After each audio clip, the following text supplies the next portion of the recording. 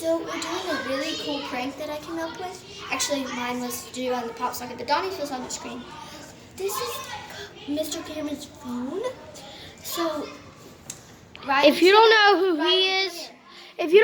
he is, he's one of the teachers that activate the camera. Alright, so I'm going to say, hold out your hand and I'll give it to you.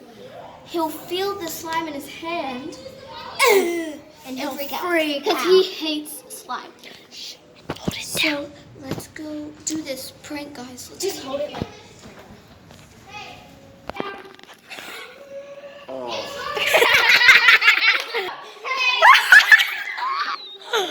Oh my god! We made sure it didn't mess up your phone. Wow. Okay, that was a good prank.